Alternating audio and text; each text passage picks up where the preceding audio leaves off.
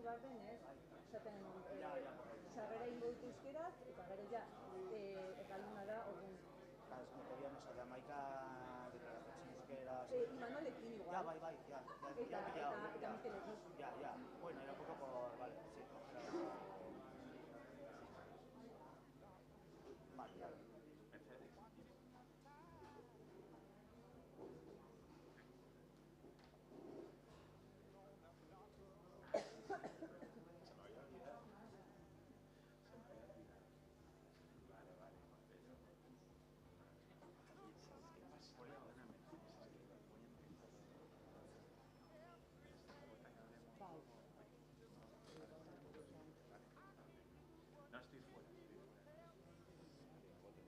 No, estoy fuera. Pero han llegado ya por abajo.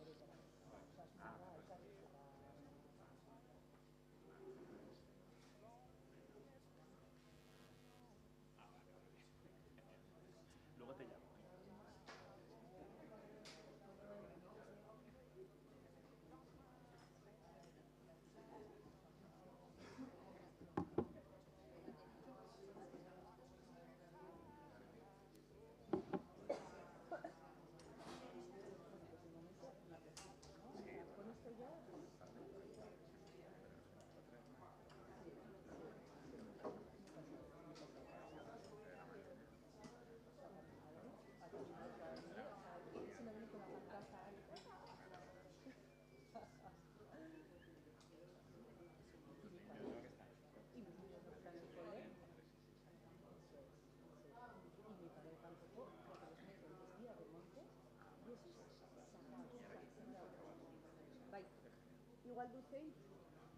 Bai? Kaixo egunon, ze moduz, hementxe gaude, elkarrizketan, pozpozik. Kaixo egunon, zer moduz, probatzen. Bai, kaixo, egunon, ongi etorri, ongi zaudete, itzali telefonoak mesedez, bai.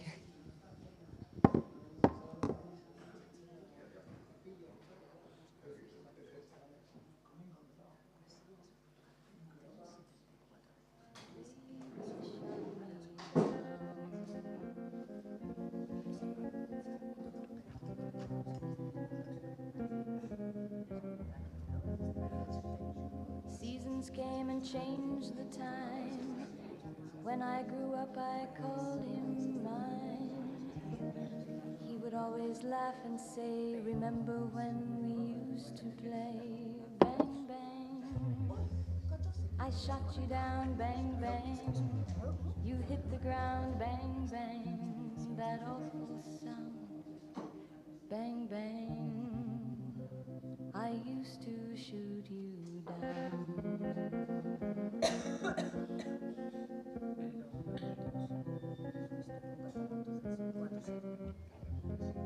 Music played and people sang. Just for me, the church bells rang.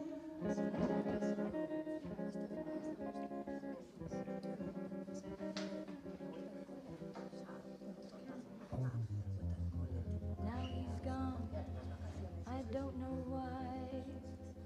Until this day, sometimes I cry. He didn't even say goodbye, he didn't take the time to lie. Bang, bang. Bueno, no te preocupes. He shot me down, bang, bang. I hit the ground, bang, bang. That awful sound, bang, bang. My baby shot me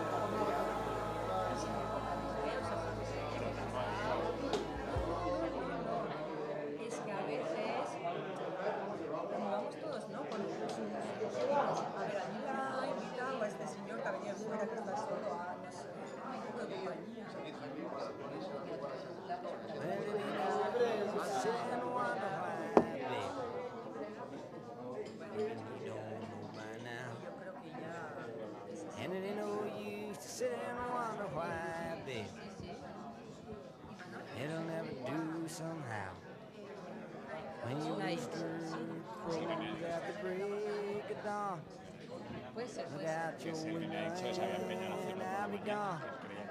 You're the reason I'm traveling on. But don't think twice, alright. Kaixo, egunon, ongi iruditzen bazaizue, hasiera emango diogu gaurko saioari. Bueno, ongi etorri, eskerrik asko ona hurbiltzeagatik, aldez aurretik ziurtatzen dizuet oso saio interesgarria izango dela. Klabe interesgarria jasoko ditugula, mahai gainean ditugun eztabaidei aurre egiteko. Eta, bueno, bai komentatuko dizuet saioa erderaz egingo dugula, bai? Así que, por lo tanto, después de esta pequeña introducción en euskera, comentaba que esta sesión de hoy, que ya os auguro que va a ser muy interesante, la vamos a desarrollar en castellano, en un formato, pues para intentar hacerlo lo más o menos posible, un formato de entrevista, de conversación, más que como una exposición de una ponencia.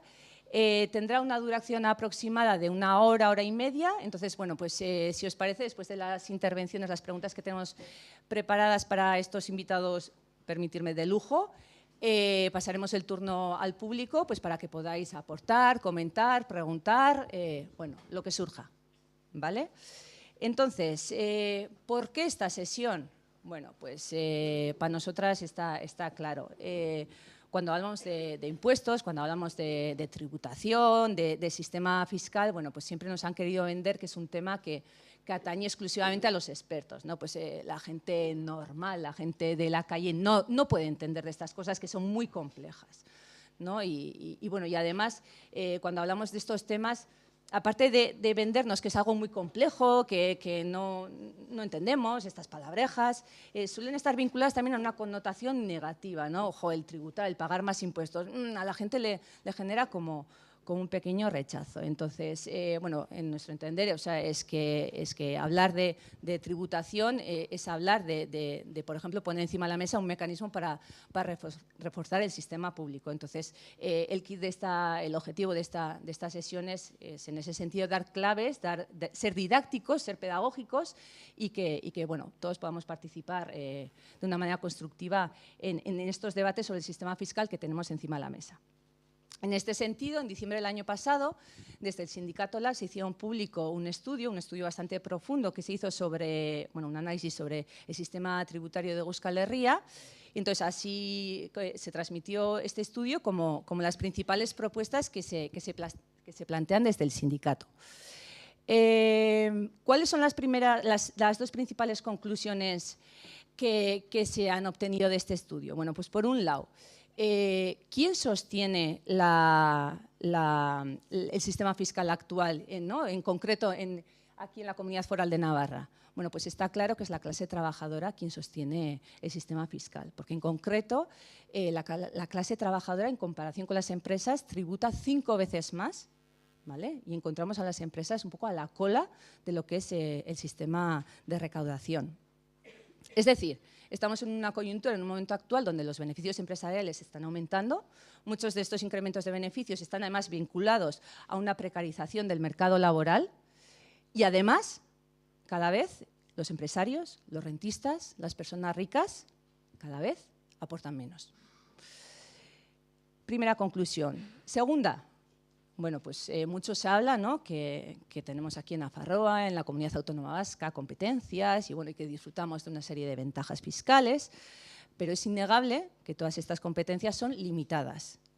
Son limitadas porque, por un lado, no podemos legislar en todo lo relativo a cotizaciones sociales e IVA, y por otro lado, porque es que el resto de recaudaciones tributarias están bajo la gestión estatal.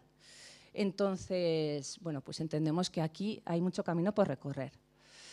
Y sobre todo esto, pues se ha abierto un debate sobre el modelo fiscal aquí en Nafarroa, en Guipúzcoa, en Araba y en Vizcaya. Y que se haya abierto este debate pues no es casualidad, porque más allá de ciertas declaraciones que se han realizado, pues es gracias entendemos, a nuestro entender, que es gracias a la lucha social, a la lucha sindical que se ha desarrollado durante los últimos años, por lo que se ha podido hincarle el diente, a este debate. Entonces, ya siendo breve, porque lo que interesa es las preguntas que voy a realizar a continuación a nuestros invitados, os voy a intentar resumir cuáles son las propuestas que según el sindicato LAB, servirían para transformar la situación actual. Por un lado, desde el sindicato LAB se plantea un tipo de IRPF único para el capital y los rendimientos del trabajo y subir el tipo máximo a un 60%. En cuanto al impuesto de sociedades, creemos que es muy importante eliminar todas las deducciones e incentivos fiscales e instaurar un tipo nominal del 35%. Y en este sentido es urgente, es vital recrudecer la lucha contra el desvío de los beneficios a los paraísos fiscales. Las empresas deben tributar por lo que efectivamente ganan. Y es verdad que aunque se hayan empezado a desarrollar tasas sobre el mínimo efectivo, pues visto el margen que las grandes corporaciones, el margen de beneficio que están teniendo, bueno, pues hay todavía mucho trabajo por hacer. Entendemos que sería interesante aplicar un recargo que puede variar entre el 1 y el 10% a las rentas de capital, porque hay que disponer de una tributación aplicada a la riqueza acumulada efectiva. Y por último, y no menos importante, es necesario un debate, pero un debate popular, un debate participativo, un debate que ponga en el centro los intereses de las personas trabajadoras.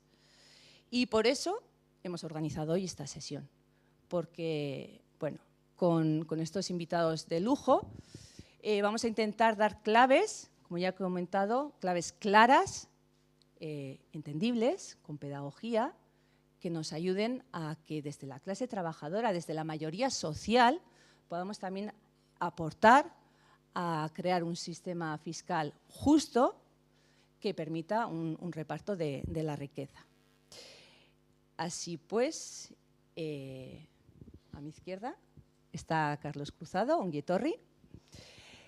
madrileño de nacimiento, autor del libro Los ricos no pagan IRPF. Corrígeme si algo digo mal, pero entiendo que eres licenciado en Derecho, auditor de cuentas, técnico del Ministerio de Hacienda del Estado y luego, pues además, uno de los analistas económicos y de política fiscal más reconocidos en la actualidad. Sí, sí, yo no tengo ninguna duda. Has desarrollado gran parte de tu carrera profesional en la Intervención General de la Administración del Estado, en el Instituto de Contabilidad y Auditoría de Cuentas. Y bueno, pues tus intervenciones en medios de comunicación son habituales y eres un asiduo a participar en charlas, en foros, en debates organizadas pues, por universidades, foros públicos, privados. ¿Sí? Bien.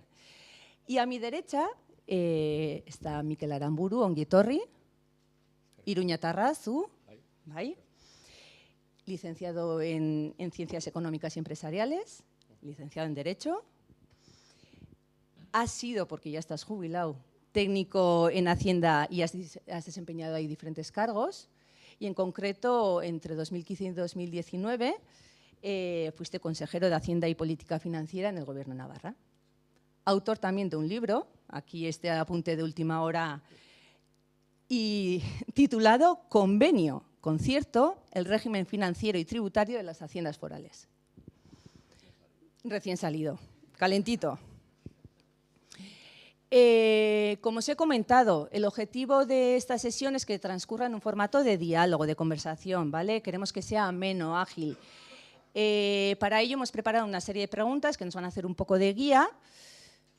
Vamos a intentar cumplir los tiempos y que tenga una duración aproximada de 1 hora, si no ya tenemos aquí una persona que nos va a hacer la seña de que vayamos abreviando.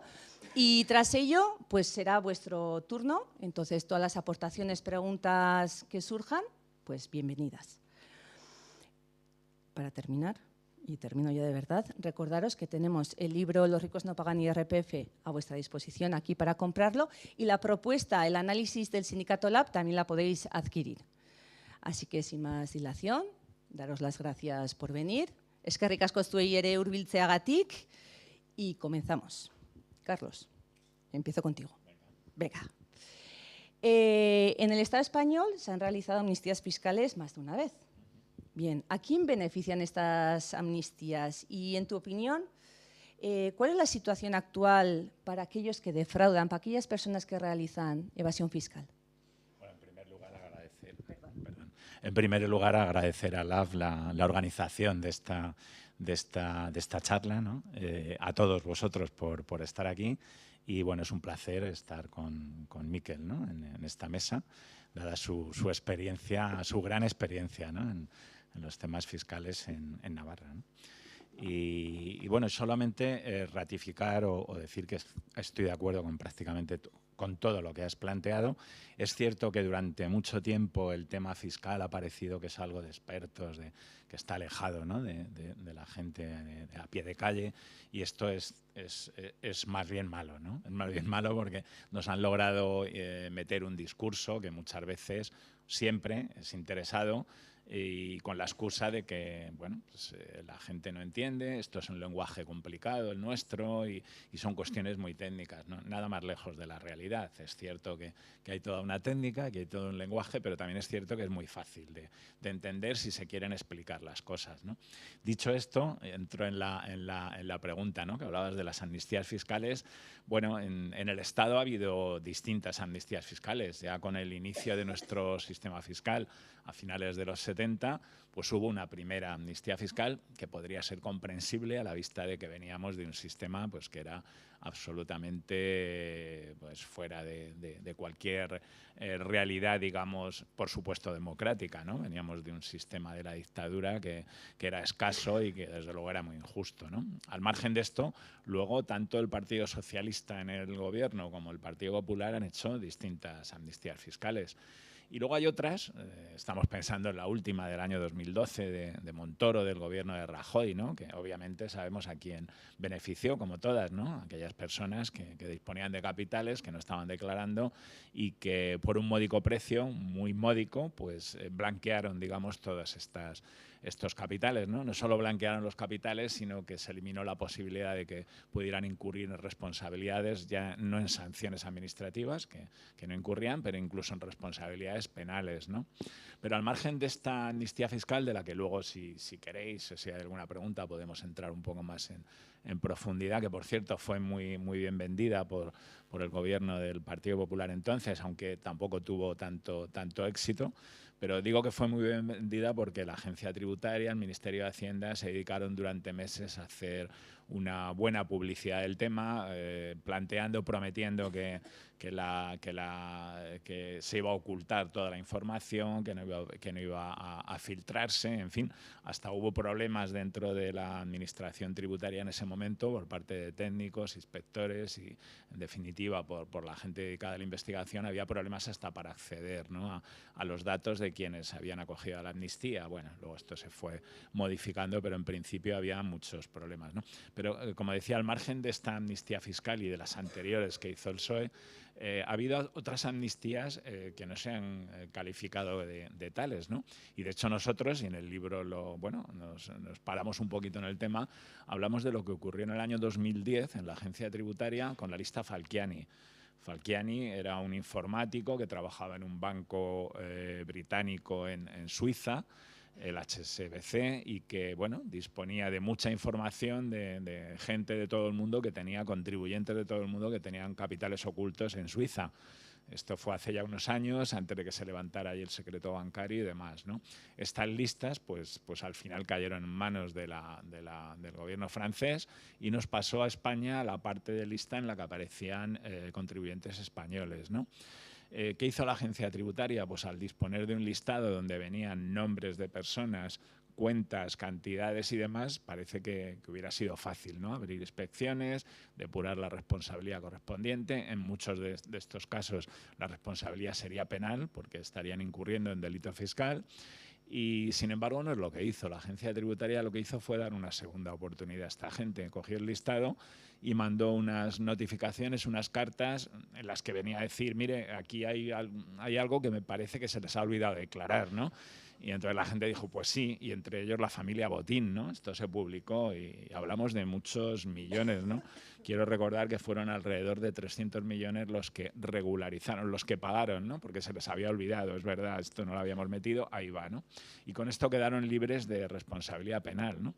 Bueno, pues esto es una amnistía fiscal porque la agencia tributaria no hizo lo que debería haber hecho, que era abrir inspecciones, y esto hubiera supuesto que esta familia, junto con otras personas que estaban en la lista, hubieran acabado pues con una responsabilidad penal, condenados por delito fiscal, aunque luego las condenas por delito fiscal, como luego podremos hablar un poco del tema, pues desde luego a ojos de la mayoría de los ciudadanos parece que no se corresponden con la gravedad muchas veces de lo que ocurre, ¿no? Todos vemos continuamente, o hemos visto estos deportistas millonarios, estas cantantes, el último tema de Shakira que todos hemos visto en los medios, cómo al final llegan a un acuerdo con la agencia tributaria, con la fiscalía, y las penas se reducen por debajo de los 2 años para no entrar en prisión, y se acuerdan multas que incluso son inferiores a las que se abonarían en la agencia tributaria si hubiera quedado en responsabilidad administrativa, ¿no? Pero bueno, este es otro tema del que luego podemos hablar. En definitiva,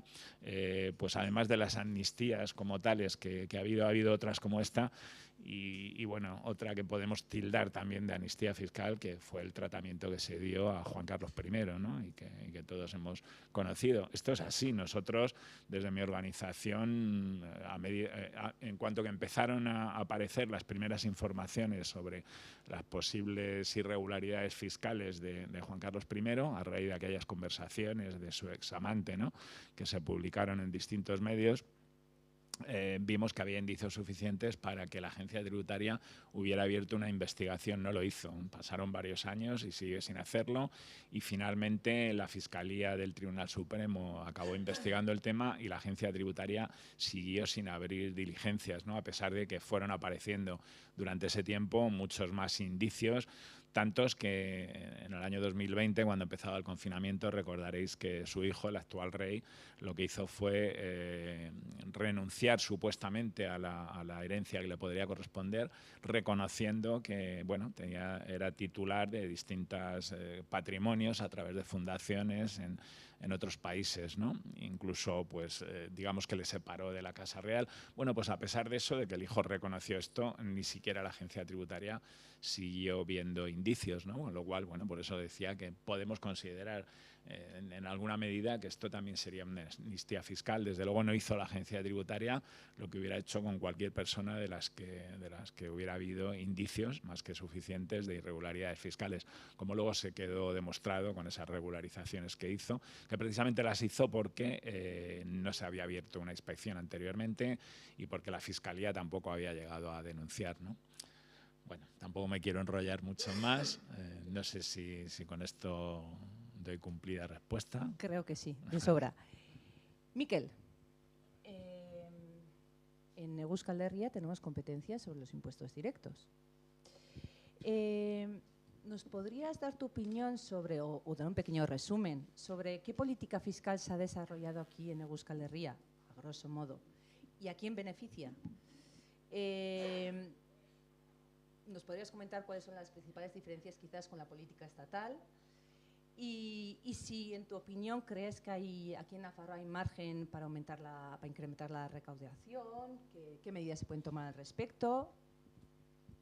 Vale. Eskerrik asko sindikatuko lagunei gonbidatzeagatik. Bueno, también un placer estar con Carlos porque lo vemos en la televisión y para mí siempre ha sido una persona que da opiniones acertadas y ajustadas y por lo tanto otra de las razones por las cuales he venido gustosamente a vuestra invitación.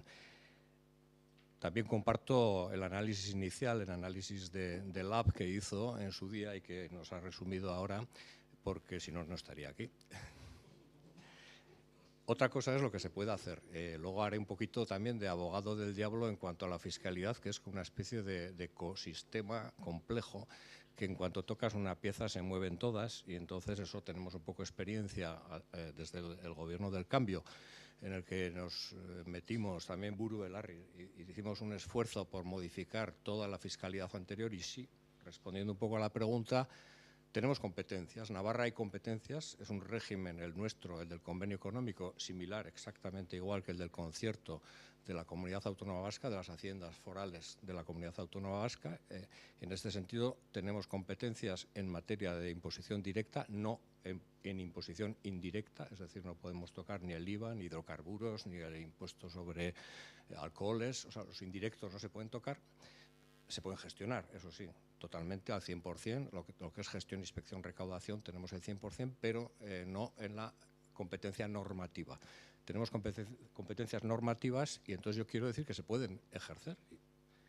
Y el ejemplo más claro me gustaría a mí poner, no por protagonismo, sino porque me tocó directamente estar allá, en la legislatura 2015-2019 del gobierno de Uxue Barkos, en los cuales, pues, con un gobierno de progreso, con un acuerdo programático impulsado y apoyado por 4 partidos o 4 formaciones, se intentó y se logró después del tiempo que ha pasado. Yo ya llevo 5 años retirado del todo, pero para venir a esta charla he repasado las 20 leyes que tocamos, 11 de ellas directamente de modificaciones tributarias, y se hizo unas modificaciones importantes en el impuesto de la renta de las personas físicas. Si queréis os las comento, pero no hace falta tampoco contar muchas batallitas.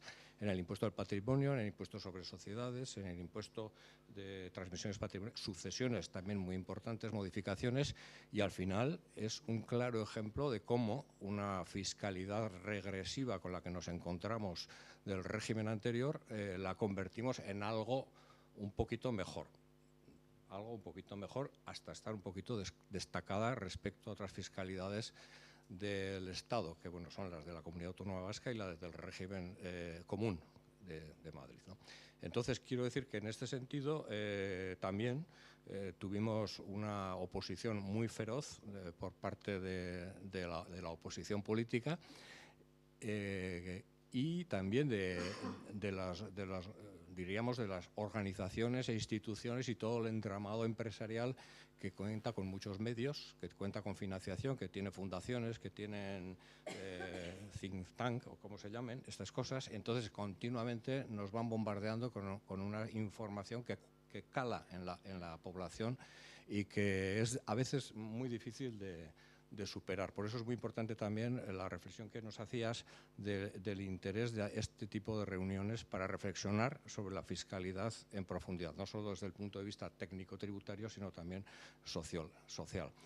No sé si me estoy respondiendo o no, pero hay capacidad, se ha demostrado que se pueden hacer. No ha sido así en las siguientes legislaturas, lo tengo que decir, en Navarra, se ha enfriado un poco la cosa. También hay que reconocer que no se ha regresado a la situación anterior, o sea, hemos mantenido los avances y en contra de lo que nos decían, que se iban a ir las empresas, que se iba a caer la recaudación, pues la recaudación en estos 9 años ha subido un 200%, un poco se le ha dado la vuelta también a esa proporción 1:5 del impuesto sobre sociedades con la renta, porque ahora estamos en 1:4, algo es algo, pero ojo con todos estos datos, ojos porque dependen de muchas causas que no solamente son las normativas. Esto también podríamos profundizar si es necesario.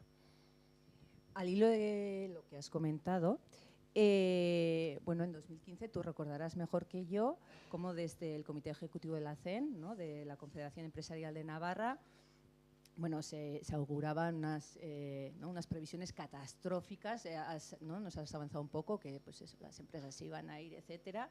En la actualidad, desde la presidencia de la CEN, se sigue subrayando la necesidad de que empresas y empresarios tienen que reducir sus impuestos. ¿Qué nos puedes comentar al respecto? ¿Se han materializado las previsiones que se auguraban desde la CEN? ¿Cuál es la realidad actual? Bueno, un poco lo he anunciado antes. Efectivamente, no solo la CEN, sino todo ese aparato mediático que tienen los poderes de la derecha, económicos, empresariales, etcétera, pues hicieron una gran presión en contra de todas las modificaciones tributarias que suponían un aumento de la progresividad en el sistema tributario. Se demostró que no ha sido así. Se iba a ir el 80% de las empresas se iban a ir de Navarra. Bueno, el impuesto sobre sociedades ha subido un 200% en recaudación. No será la reforma normativa, habrá beneficios, hay cosas, porque tampoco la bajada del año 2008 fue toda por fraude, porque también hay modificaciones normativas, hubo una burbuja inmobiliaria. Cuesta y tienen que ser los investigadores y los científicos los que nos digan el porqué de cada una de esas causas, pero el resultado final es que el impuesto sobre sociedades aumentó, el impuesto sobre el patrimonio aumentó, el impuesto sobre sucesiones, que hicimos un cambio muy interesante porque dejamos prácticamente exentas todas las sucesiones menores de 250.000 euros, que antes estaban gravadas, las dejamos exentas, pero subimos progresivamente la escala a las más altas. También nos íbamos a quedar sin recaudación y también ha subido. Ojo, el impuesto sobre sucesiones depende de que se te muera un rico o no, porque Navarra es muy pequeña. Entonces, a veces de un año a otro varía porque ha habido una gran herencia que nos ha arreglado las cuentas. Pero bueno, ha subido también el impuesto. O sea, en general, la recaudación no se ha resentido, las empresas no se han ido. Las que hacen martinga la evasión fiscal lo siguen haciendo y lo seguirán haciendo porque va a ser muy difícil poner puertas al campo, porque es otro de los graves problemas que tenemos en una comunidad tan pequeñita como la nuestra a la hora de hacer la fiscalidad, que se te van, es verdad que se te van. O sea, no es que se te vayan, es que dicen que no viven aquí y es bastante fácil escabullir el impuesto sobre el patrimonio o sobre la renta con decir que tu domicilio fiscal es Madrid, por ejemplo, ¿no?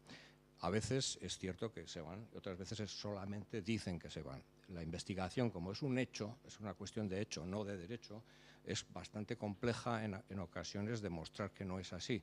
Entonces ahí tenemos un riesgo en cuanto a la hora de apretar o no apretar para evitar ese tipo de operaciones. Bueno, dicho esto, no sé. Perfecto, Miquel. Es que ricasco. Yo creo que nos has resumido bastante concisamente la pregunta. Carlos, vuelvo a ti. ¿Qué dirías a aquellos que afirman que el impuesto de patrimonio es un impuesto doble, que se paga por duplicado, porque según ellos ya lo han tributado mediante el impuesto sobre las rentas? Antes de nada, antes de entrar en la respuesta, felicitar a Miquel porque efectivamente, gracias a él y al Gobierno en el que sí que es cierto que, desde luego, desde la perspectiva de la fiscalidad en Navarra con la de sobre todo con la del régimen común, ¿no? De las comunidades de régimen común, tenemos que decir que aun estando de acuerdo con el espíritu, con el sentido de lo que LAF está planteando en su informe de diciembre del año pasado, ¿no? Y de la necesidad de dotar de mayor justicia fiscal el sistema, de mayor progresividad, pero es cierto que si hacemos esa comparativa, claro, la progresividad del sistema navarro está alejada, ¿eh? De la mayoría, ya no de Madrid, por supuesto, que quizá el sistema menos progresivo, ¿no? Desde luego de todas las comunidades de régimen común, de todas las haciendas de régimen común, hay un diferencial importante en renta, tanto en número de tramos, tanto en la progresividad del impuesto, tanto en la eliminación que se hizo del régimen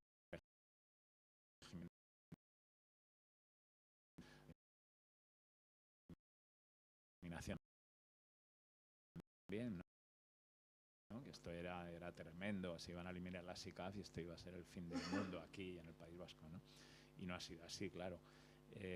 Bueno, también en sucesiones, efectivamente, estas modificaciones, y en patrimonio también tiene una tarifa, digamos, y unas más dentro de lo que hay, ¿no? Por lo tanto, es verdad, hay un diferencial,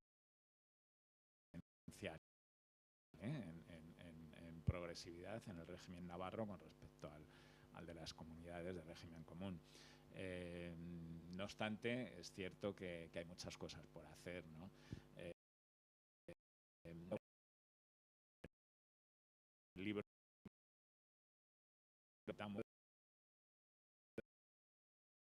de la opinión en informes que ahora vienen siendo anuales sobre opinión pública y política fiscal, hace de la opinión de los ciudadanos, ¿no? Sobre el sistema, y desde hace años la inmensa mayoría de los ciudadanos, estamos en torno al 80%, piensa que el sistema no es justo, que no paga más quien más tiene, ¿no? Pero además esa opinión es transversal. Yo siempre analizo un anexo que tiene ese informe en el que se ve la opinión de los ciudadanos en función del al que último partido votado, y es transversal. Puede parecer sorprendente de derecha que el sistema no es justo, pero repasando precisamente las opiniones en respecto a Navarra, ¿no? O respecto de votantes de Navarra, ha habido algo que me ha sorprendido, porque, como digo, solo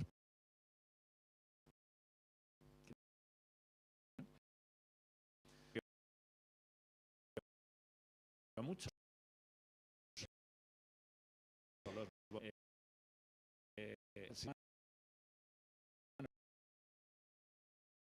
es justo, que sí que es muy más la atención al analizarlo, porque he visto que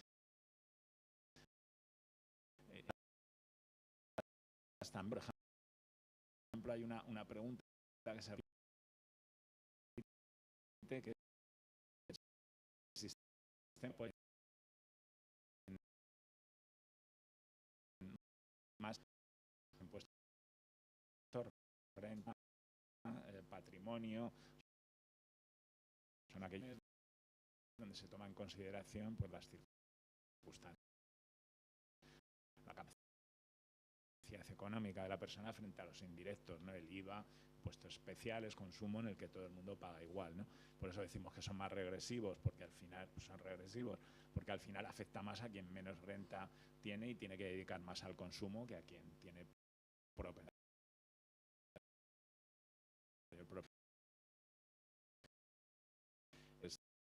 También es mayoritaria esa respuesta en todos los partidos, transversal.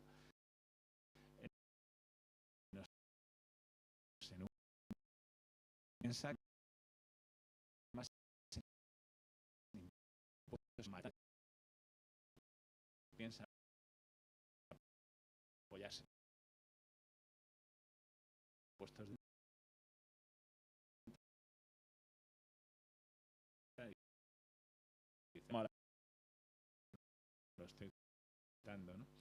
Pero bueno, entrando ya en la pregunta que se me ha olvidado exactamente cuál era. Bueno, sí, que el impuesto del patrimonio. Sí, el impuesto del patrimonio. Bueno, estamos acostumbrados a oír siempre hablar de doble tributación cuando se habla del impuesto de la riqueza, ¿no? De patrimonio, también de sucesiones, ¿no? Era uno de los durante hay ciertos distintos medios, sobre todo en determinados medios que nos han querido vender la idea de que el impuesto de del mundo, ¿no? Que ya ha pagado tu padre, que ya han pagado tu familia antes, que bueno, que la gente, se decía que la gente renunciaba al impuesto porque no tenía dinero para pagar. Esto es absolutamente falso. Y además, cuando le ponían un micro a un notario, te decía cuál era la realidad, ¿no? Que la gente renunciaba, la gente que estaba adquiriendo en sucesiones inmuebles que a lo mejor cuando estaba lo más alto de la burbuja, tenían un valor, se habían comprado por un valor superior al de mercado en este momento. Entonces, claro, gente que le he comprado por un valor superior al de mercado en este momento. Entonces, claro, gente que le daba un piso con unas cargas hipotecarias superiores al valor de mercado, pues renunciaba. Nadie renuncia por el impuesto porque obviamente el impuesto, pues por mucho que digan que se paga, obviamente no pagas tanto como para renunciar, ¿no? Es verdad que hay algunos casos puntuales en los cuales puede haber herencias que sean difícil de liquidar, terrenos, en fin, no sé, sitios o herencias con bienes que a lo mejor es difícil hacerlas efectivas, ¿no? Pero para eso ya está previsto un régimen de aplazamientos, de beneficios que a lo mejor se podían mejorar, pero son casos muy concretos, ¿no? O sea, lo cierto es que el impuesto de sucesiones, yo no conozco expertos serios que lo pongan en duda, todo lo contrario, ¿no? De hecho, lo publican en España últimos años.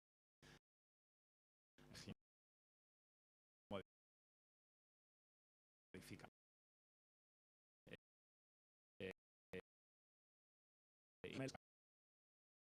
El gobierno popular a un grupo de expertos nombrados por el gobierno popular en el año 2014. Incluso en ese informe se habla de poner unos mínimos para evitar que el impuesto desaparezca, ¿no?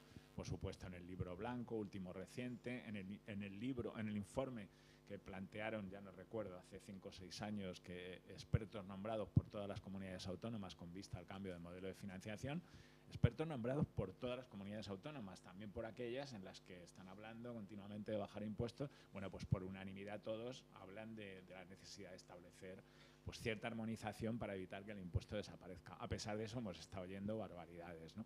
Y el de la doble tributación era una de ellas, también en sucesiones. Bueno, no es cierto, ni en sucesiones, ni en patrimonio.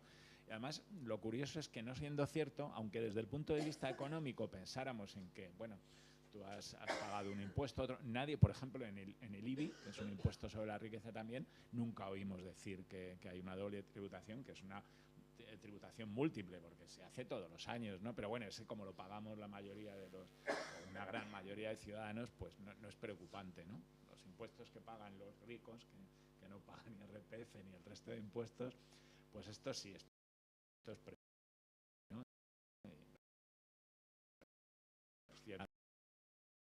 La doble tributación desde el punto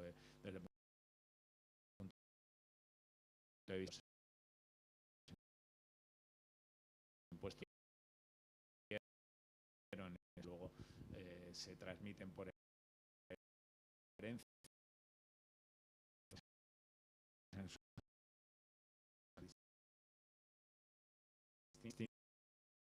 pues grava por otro el gasto, por otro la riqueza y por otro la transmisión de la riqueza también.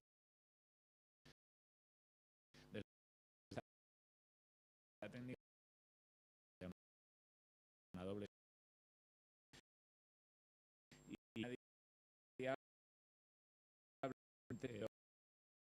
doble tributación en el IVA, por ejemplo, ¿no? Que es lo más evidente. Cuando tú has obtenido una renta y luego la consumes, pues desde ese punto de vista también habría una doble tributación, pero de esto no se habla nunca, ¿no? Se habla solo de los impuestos de la riqueza. Por tanto, no es cierto, desde luego, ni mucho menos que haya una doble tributación. Y bueno, también nos dicen que somos el único país de Europa, que no es cierto, de la Unión Europea, pero también en Suiza, también en Noruega, también hay otros países donde lo tienen. Y hay otros países que no tienen el impuesto de patrimonio, pero sí que tienen distintos impuestos a la riqueza que al final están grabando determinados bienes o determinadas transmisiones. Entonces, el impuesto de sucesiones no, es un impuesto que está admitido en prácticamente todos los países, la inmensa mayoría de los países de la OCDE lo tiene, y por tanto todo esto que nos cuentan, ¿no?, de que es un impuesto injusto, que tiene que desaparecer. Bueno, antes decía Miquel que habían establecido ese mínimo en las herencias, ¿no? Bueno, en las comunidades autónomas, en la mayoría de comunidades autónomas hay unos mínimos, ya existían antes de estas bonificaciones, que por tanto obviamente impiden que tenga un gravamen, pues una sucesión, digamos, normal, o sea, heredar un piso normal o una vivienda de nuestros padres, en principio no tendría por qué, y no tiene por qué tributar. Si había alguna comunidad autónoma donde era así, se modifica y ya está. Pero claro, utilizar esa excusa para suprimir el impuesto, lo que está beneficiando obviamente es a las grandes fortunas, sin duda. La duquesa de Alba, cuando falleció, pues ahí se hablaba de Andalucía, Madrid, al final lograron probar o decir que vivía en Madrid, donde ya estaba bonificado al 99% de impuesto, en Andalucía todavía no, y a esta gente es a la que, bueno, se beneficia con la supresión del impuesto. No obstante, los medios han vendido, determinados medios han vendido muchas ideas de este tipo, y hace muy poco veíamos en televisiones y demás que había manifestaciones en algunas ciudades,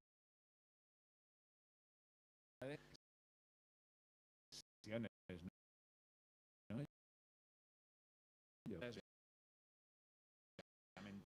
La inmensa mayoría se han pagado.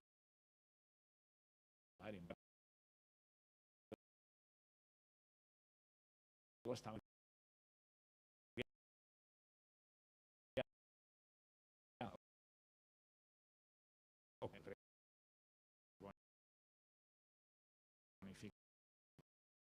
pues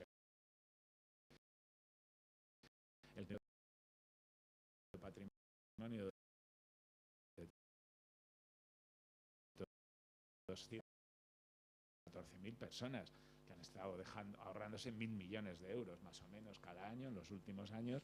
Sin embargo, eso se vende como un beneficio para los madrileños, ¿no? La presidenta de Madrid nos dice que, bueno, decía el otro día que quitara sus sucias manos el gobierno, ¿no?, de Madrid, de los contribuyentes de Madrid. Bueno, será de estos, ¿no?, de los que se ahorran esto, o los que se ahorran en sucesiones grandes cantidades, que son los grandes patrimonios. Pero es que en renta pasa lo mismo. En renta, bueno, se jactan de tener una tabla con tipos más bajos y demás, pero claro, a quien beneficia es a quien tiene tipos superiores, ¿no? Hace muy poco publicaba el de datos,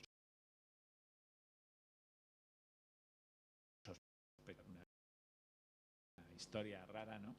Y ahí hay un cuadro este año muy ilustrativo, ¿no?, donde establecen, se ve muy bien cómo por comunidades autónomas y por decilas habrán de rentas de 10.000, de 20.000, de 30.000, de 40.000, y ahí vemos claramente y destacan en qué comunidades se paga menos y se paga más, ¿no? Y en Madrid se paga menos euros, renta de 90.000 euros, ¿no? Se paga renta de 90.000 euros, ¿no? Se paga mismo. Tanto cuando nos venden esto, y lo malo, como decía antes, es que los medios hacen que mucha gente pues tenga una información sesgada, ¿no? Y les ves a veces en medios decir que están muy contentos de tener esa fiscalidad tan baja, cuando en realidad la fiscalidad baja es para las grandes fortunas.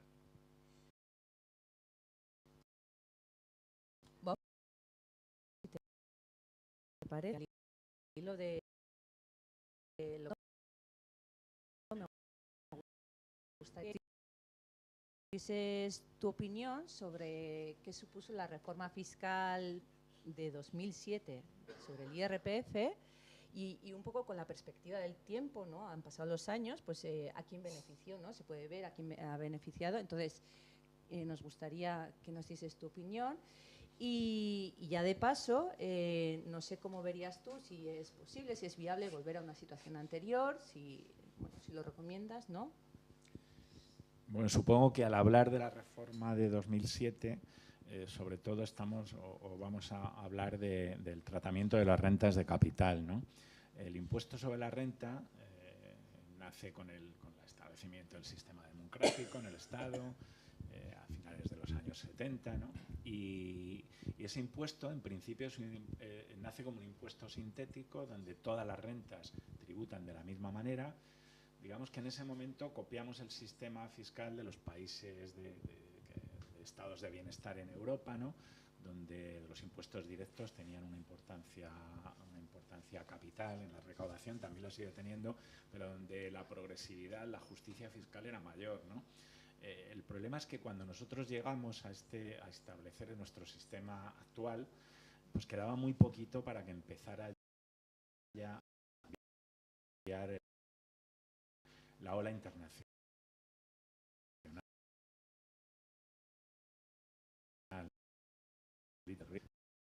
Empezaron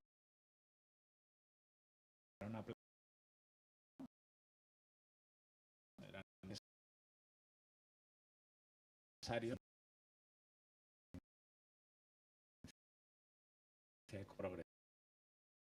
progresividad. Durante varias décadas hemos estado oyendo cómo la progresividad lastraba el crecimiento económico y hacía que, bueno, que la economía se sufriera, ¿no?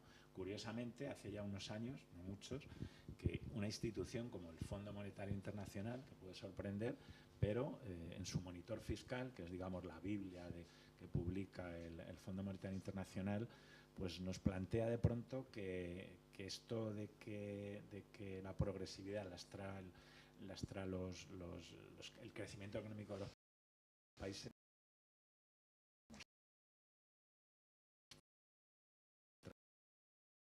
que se ha estado oyendo durante mucho tiempo, pero que precisamente lo que ha ocurrido es que se han incrementado las desigualdades, ¿no?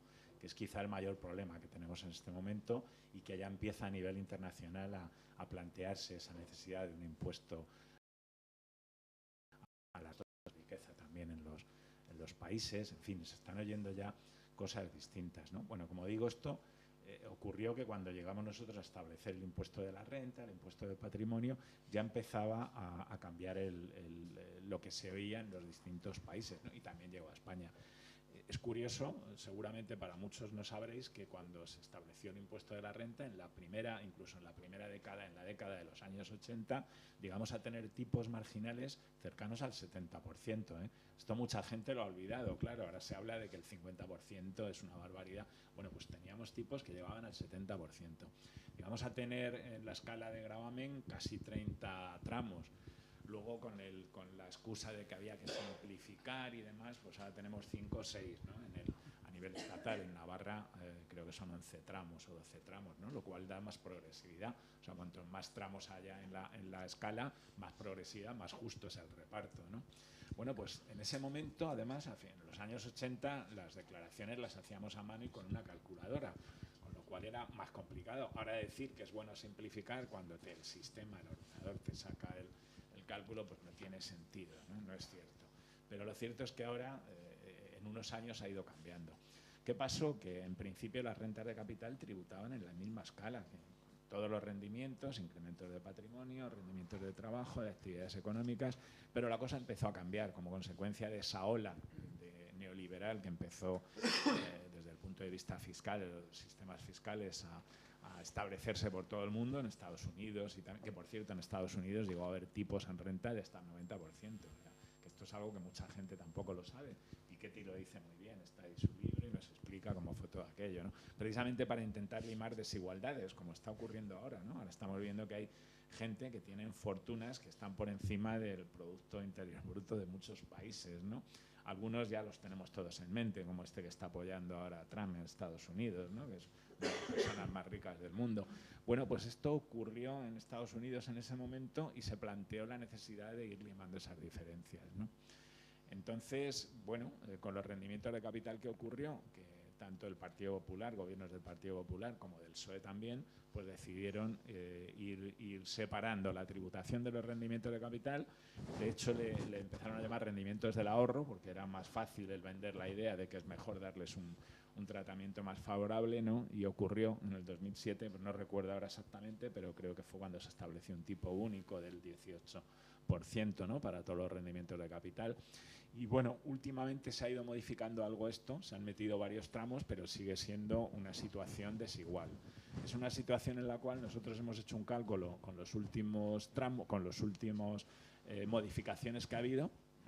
La última llega al 28%, el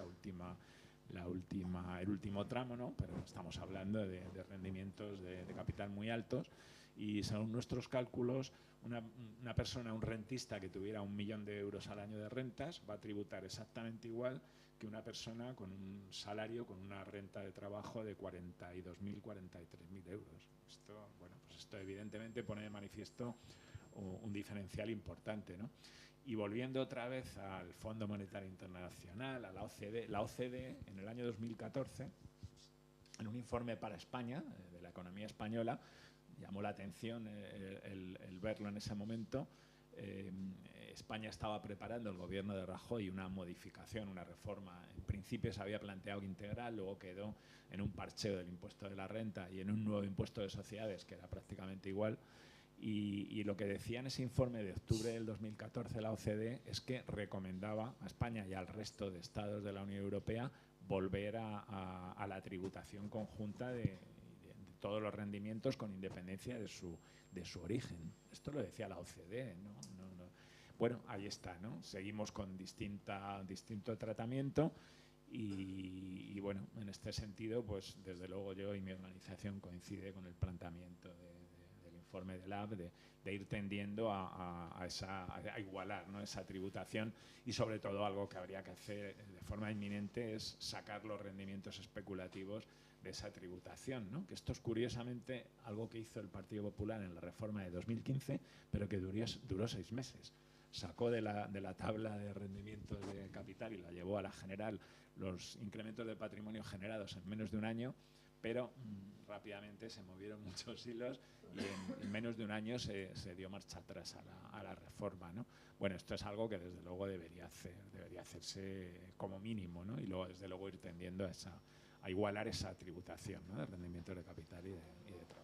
Si me permites, por puntualizar un poco, como este es un tema que también lo tratamos en nuestro tiempo y le quisimos dar vuelta, de hecho la legislación foral de Navarra ha aumentado también estos tipos de la tributación del ahorro hasta un 28%, o sea, hicimos una modificación importante.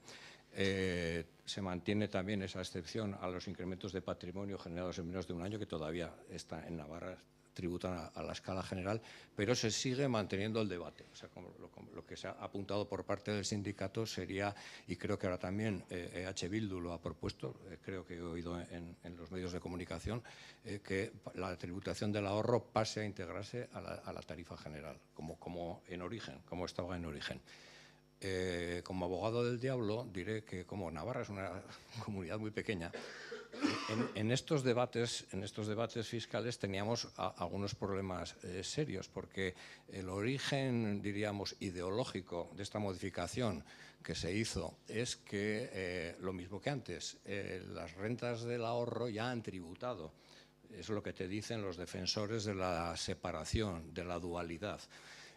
¿Por qué? Porque te dicen, ya hemos tributado, hemos ahorrado, después de tributar renta hemos ahorrado y el producto del ahorro me lo vuelves a gravar. Entonces esta es la excusa que se utiliza para hacer una tributación del ahorro distinta. Bueno, ha triunfado, porque de momento tenemos esa dualidad también en Navarra. Aunque en Navarra hemos querido darle una progresividad entre el 20 y el 28%, la estamos manteniendo aparte. no sé si estamos haciendo bien las cosas. No sé por qué nos hemos encontrado, insisto, en Navarra no hay grandes ricos. Esas grandes fortunas de las que estamos todo el mundo no están en Navarra, no están, y si están no aparecen. O sea, no tenemos, es verdad, pero sí que tenemos a una viuda con su pensión que tiene un fondo de inversión y a lo mejor por la pensión no está pagando impuestos porque no le llega al mínimo, y por el fondo de inversión le estamos cobrando, porque lo ha tenido que rescatar, por ejemplo, para pagar la residencia, y está pagando un 22, un 25, que no estaría pagando. O sea que estamos, no sé si estamos acertando con la tributación del ahorro, dándole progresividad a unos ahorros que a lo mejor en la renta general no tendrían que tributar. O sea, estoy abogando a favor de la inclusión, porque creo que no fuimos por buen camino al no revertir esa legislación. No sé si me estoy explicando.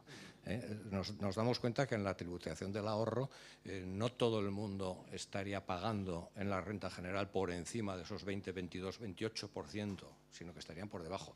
El del millón, ese sí, pero esos hay pocos, es que no hay, es que no encontramos de esos. Pero de los otros, de los pequeños sí que hay. Entonces hay que vigilar bien estas cosas, por eso es muy importante estos debates fiscales que no son solo tributarios, sino que también son sociales. O sea, que podemos hablar con casos y ejemplos concretos que son los que nos llevan poco a poco a ir reconduciendo la normativa tributaria, ¿no? Si me permite solo una cosa, por al hilo de lo que estabas comentando, decías que no hay grandes patrimonios aquí, es que están en Madrid. Claro. Es que si cogéis la estadística, la última estadística que ha publicado la Agencia Tributaria del impuesto de patrimonio, y esto viene ocurriendo desde que está bonificado el impuesto de patrimonio en Madrid, que es desde que se recuperó otra vez en el año 2011, ¿no? O 2010, bueno, pues lo que veréis es que en la escala de más de 30 millones de euros hay 850 y tantos en todo el Estado, ¿no? Personas que declaran capitales de más de 30 millones de euros, ¿no? Pero si luego veis quiénes están pagando, era un tercio y este año ha sido casi un cuarto, porque la mayoría, 2/3, casi ya 3/4 de las grandes fortunas están domiciliadas en Madrid. Y durante todos estos años no han estado pagando. Digo durante todos estos años porque este año sabéis que ha recuperado Madrid el impuesto de patrimonio en los mismos términos del impuesto de solidaridad de grandes fortunas, o sea, para más de 3 millones, que en realidad son 3.700.000, o sea, no como en el impuesto de patrimonio, y lo han hecho para evitar que se lleve el Estado la recaudación, ¿no? Bueno, era una de las ideas con la que se estableció el impuesto, ¿no? Pero bueno, ese impuesto, pues es verdad que ahora era temporal y el año pasado ya se estableció, no indefinido, pero sí en tanto se acometa esa reforma de la financiación autonómica, ¿no? Del régimen común, y se toquen los impuestos sobre la riqueza, que como sabéis básicamente están ahí, son los impuestos cedidos, ¿no? A las comunidades autónomas, en el régimen común, el impuesto de sucesiones y el impuesto de patrimonio. Bien. Hemos hablado de tributación. ¿Qué os parece si comentamos ahora un poco sobre deducciones, bonificaciones? Porque está muy vinculado al sistema tributario. Entonces, esta pregunta para los dos, nos gustaría conocer vuestra opinión sobre las diferentes bonificaciones, deducciones que tienen, pues, el impuesto de sociedades, el IRPF, ¿vale? Entonces, bueno, ¿a quién benefician? ¿Cuál es el impacto que tienen en la economía? ¿Vale? Bueno, empezando por el impuesto de sociedades. Claro, el impuesto de sociedades es donde tenemos el mayor agujero, ¿no? de nuestra fiscalidad. Y yo creo que a nivel estatal, no solamente en régimen común, sino aquí también en Navarra. Claro, el impuesto de sociedades es un impuesto muy viejo, tiene muchos años y que nace con una realidad muy distinta a la actual, ¿no? Hablo ahora ya de grandes empresas, ¿no? Y ocurre que todos los años vemos también como la estadística de la agencia tributaria nos va diciendo, va estableciendo en su informe anual de recaudación los tipos efectivos que se pagan en el impuesto de sociedades, ¿no? Y año tras año veníamos viendo cómo hay una diferencia. El último publicado, creo que es del año 22 o 21, parece que del 22, lo que nos dice es que si hablamos de tipo efectivo sobre el beneficio contable, sobre la base imponible, sobre los resultados, sobre el beneficio real, ¿no? Sobre ese beneficio contable, creo que es un 7 y pico lo que están pagando las grandes empresas, las empresas en régimen de consolidación de grupo, ¿no? Y un 17 y pico % lo que podríamos decir pymes o empresas que no están en el grupo, ¿no? Esto es algo que se repite año tras año. Nosotros, desde mi organización, hace años que vamos poniendo de manifiesto esto, hablando de ese diferencial, y por parte de la COE, de determinados think tank de estos, ¿no? Como decíais antes, pues siempre se criticaba, ¿no? Y se decía que es que estamos hablando de empresas que están facturando mucho fuera de España y que estábamos comparando el impuesto pagado en España con el beneficio global, ¿no? Y que eso era injusto porque no teníamos en cuenta los impuestos que pagaban fuera, ¿no? Todos sabíamos que desde luego fuera muchos no pagan, ¿no? Pero es que desde hace 4 o 5 años está publicando la agencia tributaria el informe, una estadística sobre el informe país por país. Esto es un informe que al final la Unión Europea también empezó en el G20 a fraguarse la necesidad de que las muy grandes empresas, las empresas que facturan más de 750 millones de euros, trasladen a la agencia tributaria donde tienen su domicilio, la matriz, determinada información sobre toda su actividad fuera de su país, ¿no? Beneficios, impuestos, número de trabajadores, activos, y esto se está haciendo. Lo que ocurre es que ese informe es secreto, no es público. Nosotros lo que venimos diciendo hace tiempo, y muchas organizaciones preocupadas por la justicia fiscal, es que ese informe lo deberíamos conocer, tendría que ser público. La agencia tributaria lo que hace es publicar una estadística en la que no vemos más que cifras, no vemos empresas, ¿no? Y la última, por ejemplo, que se ha publicado recientemente, nos dice que hay 126 grandes grupos domiciliados en España, matrices con filiales en todo el mundo, y lo que nos dice es que de esas 123, hay 26 empresas que pagan en tipo efectivo inferior al 5%, una media del 2,9%. Aquí ya computando los ingresos y los impuestos pagados en todo el mundo, con lo cual pues esto nos da la razón en lo que veníamos planteando, ¿no? Y esto es así de crudo. O sea, las grandes matrices españolas, no sabemos si es un banco, si es Inditex, cuáles son, porque no se nos dice, no son públicos, pero lo que sabemos es que una parte importante de ellas paga esto, ¿no? Luego hay otras 16, creo, que pagan por debajo del 10%. O sea que vemos que efectivamente las muy grandes empresas no tributan. ¿Qué es lo que ocurre? Pues aparte de las posibilidades de elusión que tienen al hacer operaciones en distintos países, hay una cuestión importante en el impuesto de sociedades, y es que la diferencia entre el beneficio real, o sea, el beneficio y el beneficio contable, el beneficio contable y la base imponible, el beneficio por el que tributan, es muy grande. Es muy grande. Si ahí veis los ajustes contables que hay, y sobre todo es muy grande porque hay una exención de los rendimientos que obtiene una empresa de sus filiales en el extranjero y también en el país, ¿no? O sea, están exentas al 100% precisamente por lo que comentaba Miquel, de que evitar esa doble imposición, ¿no? Pero claro, ocurre que hay muchos beneficios de estos o muchos ingresos que proceden de países en los que, como vemos, están pagando muy poco, ¿no? Ahora está en marcha esa intención de que se pague al menos el 15% en el impuesto de sociedades. Fijaros, el 15% está todavía muy por debajo del 25%, que es el teórico, ¿no? El impuesto en el régimen común, aquí es el 28%, ¿no? O algo más, ¿no? Entonces, bueno, a pesar de eso, como digo, bueno, esto es lo que hace que la diferencia entre el beneficio contable y el beneficio a efectos de impuestos sea tan grande, ¿no? Aparte de también deducciones, que obviamente, deducciones y bonificaciones, que son las grandes empresas las que más se benefician de ello. Primero, porque tienen departamentos de asesoría fiscal muy potentes, y segundo, porque hay muchas de esas deducciones que solo están a disposición de estas muy grandes empresas, ¿no? Por tanto, hay que darle un repaso a todo esto. Y luego hay otra cuestión importante que a lo mejor es más difícil de explicar, que son los activos fiscales, ¿no? O sea, la deuda que supuestamente tiene la agencia tributaria o la Hacienda con las grandes empresas como consecuencia de pérdidas que han tenido, que han acumulado y que se pueden ir que se pueden ir deduciendo en el impuesto de sociedades, ¿no? Que son muchos miles de millones los que todavía tienen las empresas del IBEX, ¿no? Ahí es donde creo que había una propuesta de LAB de limitar también esa posibilidad de irlo computando, porque ahí es donde se está yendo también buena parte de los impuestos, ¿no? Yo recuerdo el año anterior, creo que fue a la pandemia, el año 2019, que un medio en el Estado, creo que era Infolibre, publicó las cuentas del Banco de Santander. Publicó el dato del impuesto de sociedades del Banco de Santander y lo que veíamos es que durante 2 años no había tributado nada en el impuesto de sociedades. O sea, si había tenido retenciones, se habían devuelto el Banco de Santander con los beneficios que todos sabemos que obtiene, ¿no?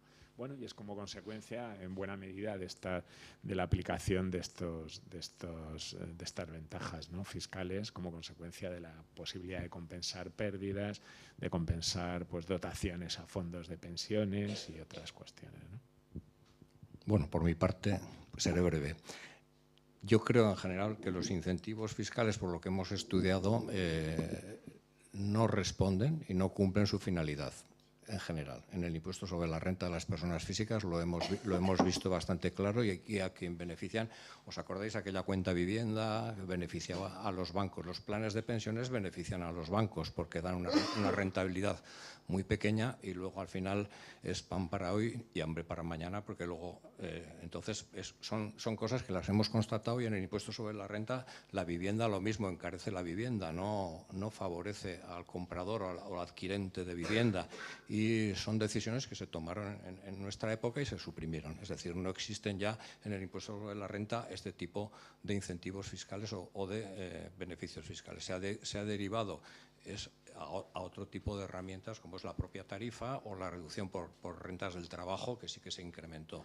En el impuesto sobre sociedades es más complejo, como bien ha dicho Carlos, porque el impuesto sobre sociedades parte de una concepción técnica por la cual es el resultado contable el que determina la base imponible, cosa que antes no existía, porque antiguamente, cuando empezamos nosotros a trabajar, la base imponible del impuesto sobre sociedades se calculaba por ingresos computables menos gastos deducibles, pero viene una reforma, creo que fue en el 2007 o por ahí, en la cual se dice, no, la base imponible de impuestos sobre sociedades va a ser el resultado contable más menos ajustes.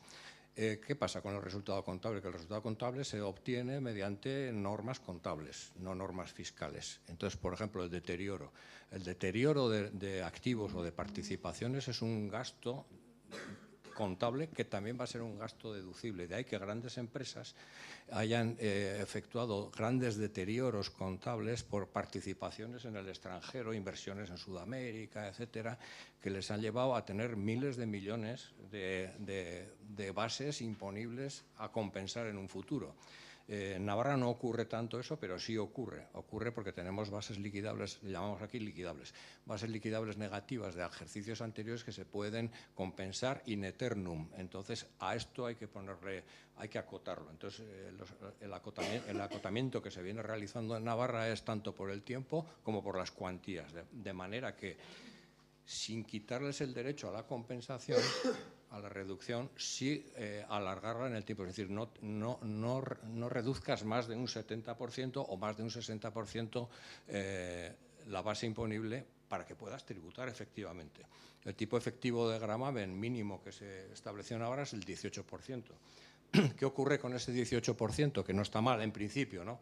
Que se puede perforar con algunas deducciones. Entonces, nosotros tenemos un impuesto sobre sociedades elaborado desde hace muchos años y viene del régimen anterior, y claro, las empresas, grandes y pequeñas y medianas, están muy acostumbradas a un tipo de deducción por inversiones, reserva especial para inversiones, exención por reinversión, deducción por activos fijos nuevos. Hay una serie que yo llamo agujeros por los cuales se nos va la recaudación.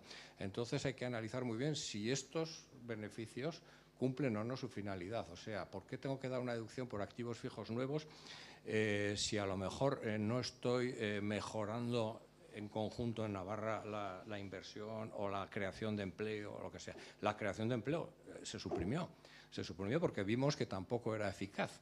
O sea, bueno, primero un poco impulsados por Podemos, digo nombres porque está claro, porque era público. Lo que se hizo fue cambiar la deducción por creación de empleo por empleo de calidad. Es decir, había que solamente se podía deducir aquellos contratos de trabajo en los cuales el sueldo fuese 1,7 veces el salario mínimo interprofesional y luego 2, y pico veces. Eso al final eran muy pocos, porque no se crean empleos de esa cuantía más que en determinados niveles. Y luego lo que se creaba en una empresa se destruía en otra.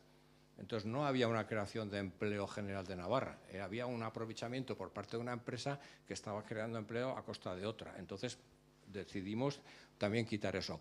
Planes de pensiones, creación de empleo. En el impuesto sobre sociedades hay duda en algunas, como la reserva especial para inversiones, que parece que tenía su finalidad, pero favorecía más a empresas más poderosas porque había que hacer unos mínimos bastante altos. Se reconvirtieron esos mínimos. Poco a poco se ha ido avanzando también en ir cerrando todos esos agujeros que eran los incentivos fiscales en el impuesto sobre sociedades, poco a poco. No se ha conseguido del todo y todavía yo creo que se pueden hacer más cosas. El problema que tenemos es hasta qué punto estas medidas tiene que pasar un tiempo para saber exactamente si están teniendo resultados o no, porque con todas las modificaciones tributarias, esto estarás de acuerdo, con todas las modificaciones tributarias pasa una cosa es el laboratorio, una cosa es lo que hacemos con los ordenadores de simulaciones y luego es otra cosa la respuesta del sujeto pasivo, que no es tonto y se mueve y modifica su comportamiento y su actitud. Entonces lo que tú pensabas que ibas a conseguir no consigues. Nos tuvimos que dar marcha atrás en alguna de las medidas. Por ejemplo, en el céntimo sobre los hidrocarburos autonómico, en aquello que lo subimos y perdimos recaudación porque la gente iba a comprar la gasolina pues, a Guipúzcoa o a La Rioja y entonces perdimos recaudación. Y dije, pues aquí nos hemos colado y echamos marcha atrás. Es decir, hay veces que tienes que pensar cuáles van a ser las repercusiones y nunca sabes concretamente cómo van a ser. Estoy siempre hablando un poco desde la perspectiva de esta comunidad nuestra pequeña que no tiene puertas en el campo, que la gente se mueve con mucha facilidad, tanto las empresas como las personas físicas, como el consumo. Entonces, las medidas hay que pensarlas, pero insisto en lo primero, los incentivos fiscales, la mayoría de los estudiados en el impuesto sobre sociedades no cumplen su finalidad y lo conveniente es quitarlos. Muy breve, solamente una anécdota al hilo de lo que comentábamos de la banca, ¿no? Y relacionado con lo que decíamos al principio del discurso ¿no? que muchas veces pues, hace que la gente piense cosas que no son, ¿no? Recuerdo cuando el nuevo impuesto de sociedades en el Estado, se bajó el impuesto al 25%, el tipo nominal, y recuerdo ese día en el que salió el secretario de Estado de Hacienda en los medios diciendo que a pesar de rebajarse al 25 iban a dejarlo en el 30 para la banca, un poco aludiendo al rescate. ¿Sí? Sí. Aludiendo a ese rescate bancario y tal. Curiosamente, al mismo tiempo que estaba haciendo esta comparecencia el secretario de Estado, salía una nota de la Asociación Española de Banca agradeciendo al Gobierno el no haber bajado el tipo al 25%, porque precisamente como consecuencia de esos DUAs, de esos activos fiscales diferidos que tenían, les suponía perder mucho dinero, el que tuvieran que computarse al 25% en vez de al 30%, ¿no? Y sin embargo, lo que se pretendió es de alguna manera insinuar que era una forma de que pagara más la banca, ¿no? Cuando en realidad les estaba beneficiando. Bien, por ir cerrando un poco, voy a terminar contigo, Miquel. Volvamos a lo foral, a lo local. Bueno, creo que siempre has comentado que cuando habéis mantenido reuniones con el Gobierno estatal en relación al pacto económico, pues que la sensación ha sido que nunca han sido entre iguales y que, bueno, pues que en todas ellas se ha impuesto la posición del Estado. ¿Qué crees tú que necesitaría la Comunidad Autónoma de Navarra, la comunidad foral, para salir de este esquema? Bueno, qué pregunta. Has dicho dos cosas que no son exactamente así. O sea, no son, yo he dicho más de una vez, y lo he dicho en sede parlamentaria, como se suele decir ahora, que es verdad que Navarra tiene un régimen bilateral de negociación a partir del convenio económico con el Estado. Es bilateral, pero no es de igual a igual. Y eso es así. O sea, ellos son 60 veces más fuertes que nosotros. Entonces, y además tienen más medios y otras herramientas que nosotros no tenemos para forzar las negociaciones. O sea, eso es verdad. O sea, no es de igual a igual. Es bilateral, pero no es de igual a igual. No voy a insistir en esto. ¿Quiere decir con esto, quiero decir que se salgan con la suya? Pues no sé, porque también hay una cosa que luego que la entendemos todos, y es que, claro, si él es 60 veces más fuerte que yo me juego 60 veces más que él. O sea, 1.000.000 de euros para mí es 60 veces más que para él. Entonces, es más fácil que yo me ponga cabezónico con ese millón que ellos, porque a ellos el dinero que nosotros le pagamos no les es muy importante, pero para nosotros sí. De ahí también un poco que la actitud de las pequeñas comunidades de régimen de concierto, de convenio, las haciendas forales, habíamos tenido, no solamente en nuestro caso, sino históricamente, y se lo puede ver desde la ley paccionada. Si ves la historia, ese plus de, diríamos, de cabezonería, de empeño, de lucha, porque cada peseta o cada euro cuenta, ¿no? O sea, es un poco para justificar la posición, ¿no? Entonces, volviendo al principio, ¿es de igual a igual? No, es bilateral, pero no es de igual a igual. Y también es verdad que ellos tienen unas herramientas de coacción o de coerción que no tenemos nosotros y que a veces, bueno, pues ya es cuestión de, en las negociaciones, de más o menos suerte o fortuna, o no sé cómo explicarlo para salir.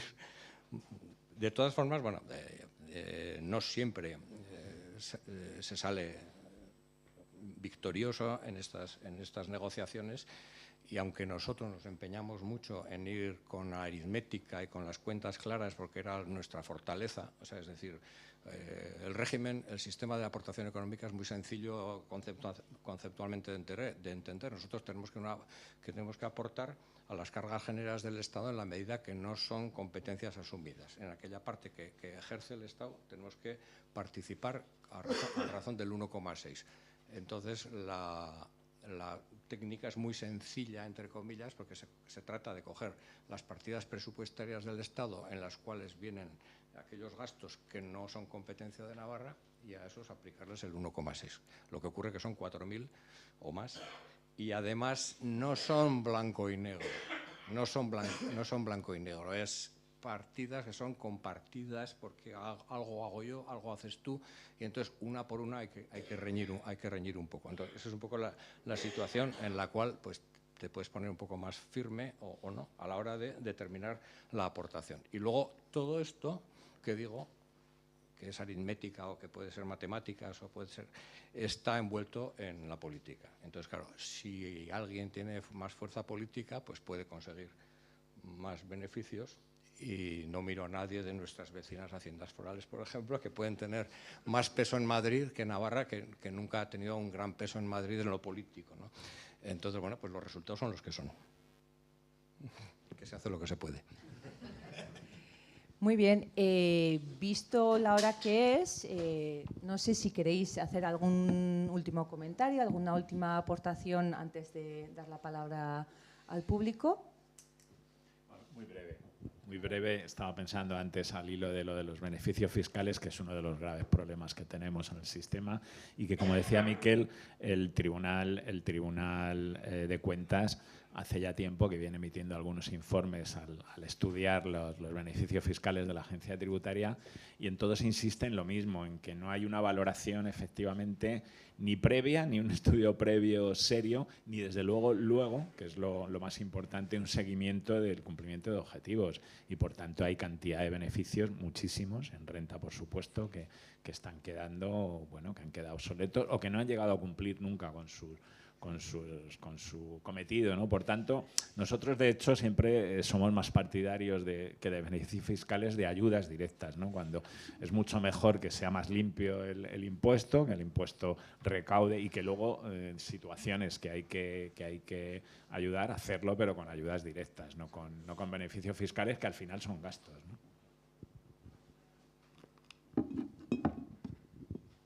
Bien. Creo que hay un montón de preguntas, pero vamos a ser operativas, vamos a ser dinámicos. Así que, si os parece bien, me gustaría hacer el turno al público, si tenéis aportaciones, preguntas, sugerencias, aclaraciones.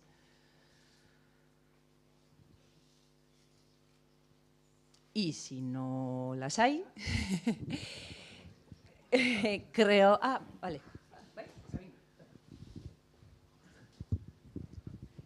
Bueno, lo primero agradeceros la charla a los dos, porque de cara a aclarar unas cuantas cosas y hacerte un mapa en el coco mental de cómo está funcionando esto, las trampas, los agujeros negros, etcétera, etcétera, pues ha sido, yo creo que bastante interesante y tal y cual, ¿no?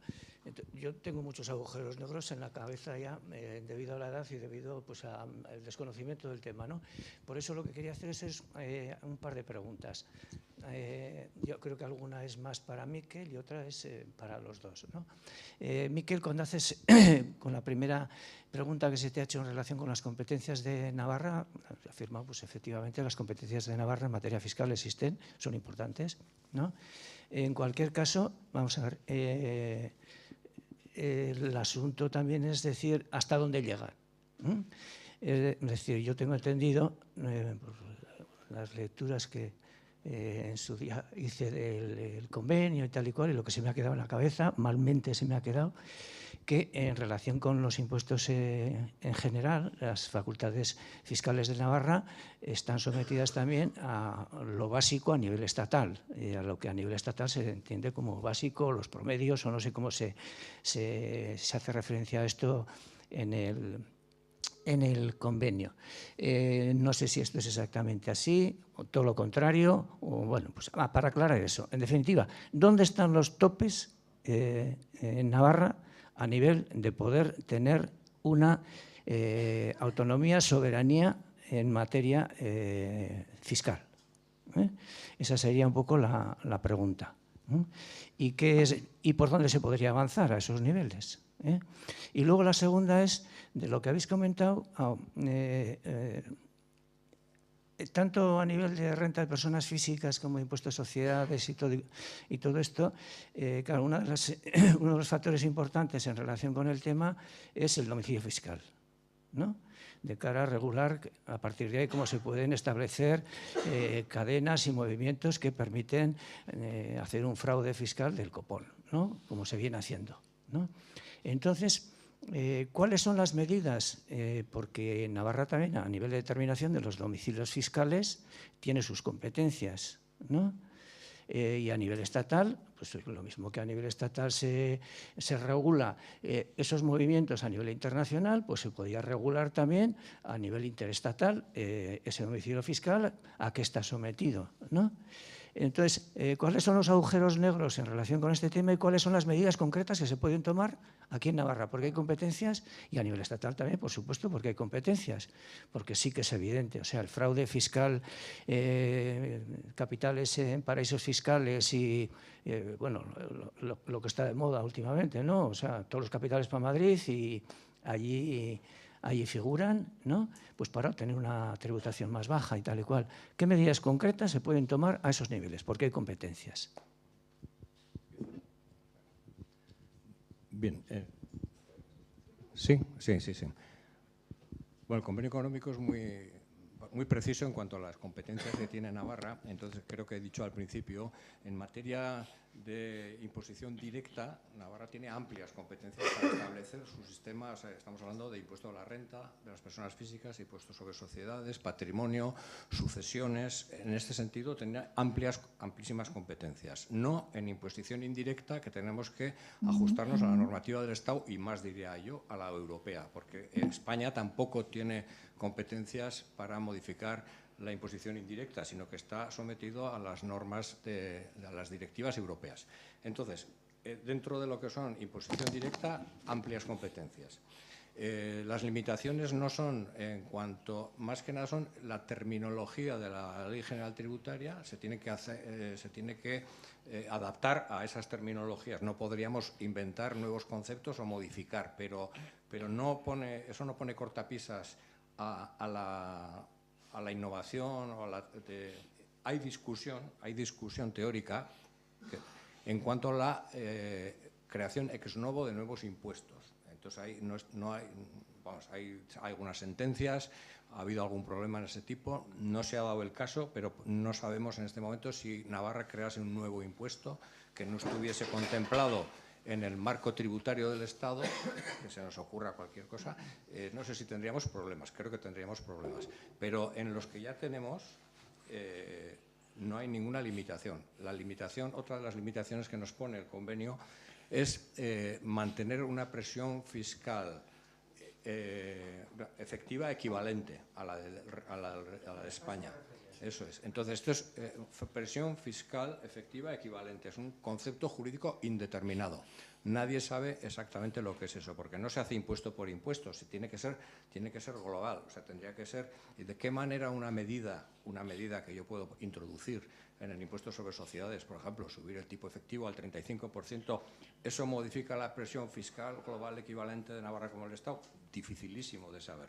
Dificilísimo de saber. O sea, no es un concepto jurídico indeterminado que lo han manejado en alguna sentencia, algún tribunal, queriendo echar abajo alguna reforma fiscal, pero no ha progresado. Es decir, al final no es tanto, es más lo que se pone que la realidad. Antiguamente se decía que la presión fiscal no podría ser inferior a la del Estado, pues para prevenir que no hiciésemos aquí una especie de paraíso fiscal, y luego se sustituyó por esta expresión de presión fiscal efectiva global equivalente, que como digo, no nos afecta en gran parte porque es muy difícil demostrar que una determinada paquete de medidas de reforma tributaria que podrían ir al Parlamento este otoño vayan a modificar la presión fiscal efectiva, porque a lo mejor con unas recaudas más, con otras menos, y no siempre se puede demostrar. Eso por una parte, no sé si quieres. O sea que creo que la soberanía es amplia desde el punto de vista jurídico-tributario. En la práctica es distinto. En la práctica es distinto porque, insisto, somos una pequeña comunidad. Modificar terriblemente un impuesto sí que podría tener efectos en cuanto al comportamiento de los contribuyentes o de los sujetos pasivos, que sí que se te pueden mover, cambiar, modificar sus estrategias, modificar su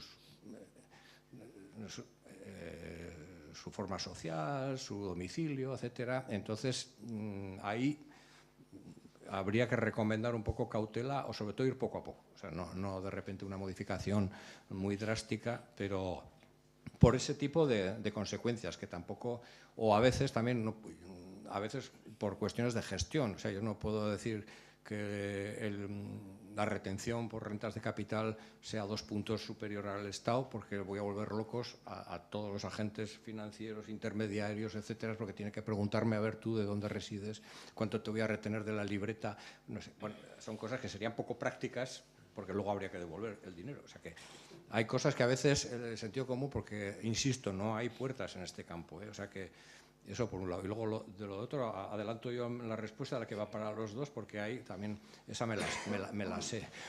Quiero decir que también está fijado el domicilio fiscal. Bien, hay dos cosas, IRPF y sociedades. En IRPF lo que cuenta es la residencia de la persona física. De la residencia de la persona física, he dicho antes, es una cuestión de hecho. Si yo digo que he residido 183 días al año en Logroño, pues yo lo digo y tributo a la Comunidad de La Rioja. O sea, ya está. Tendrá que venir una inspección, una investigación para decirme, no, mira, estuviste estos 3 días, luego has vuelto otro, no dormiste. Cosa muy complicada que generalmente no se hace, salvo cuestiones en las que se sospecha que hay un gran fraude por la modificación o la martingala de cambiar el domicilio. Pero la residencia es lo que determina la tributación de las personas físicas. Residencia efectiva, más de la mitad del año impositivo, del periodo impositivo, que normalmente son 183 días al año. Si te mueres es menos, pero en el caso de que no te mueras es 183 días. Entonces, residencia efectiva. En sociedades es distinto. En el impuesto sobre sociedades, el domicilio fiscal es el domicilio social, siempre y cuando el domicilio social es el que viene en la constitución de la empresa, ¿no? El domicilio social que dice que estoy en la calle Mayor 25. Bueno, siempre y cuando estén ahí residenciada la dirección efectiva del negocio. Otro concepto jurídico indeterminado, porque hoy día hay empresas de 4 socios, que uno está en Barcelona, que telemáticamente habla con no sé quién, que hacen las reuniones del Consejo de Administración también telemáticamente, donde se... Bueno, bien, en fin, eso complica un poco también el domicilio fiscal de las empresas.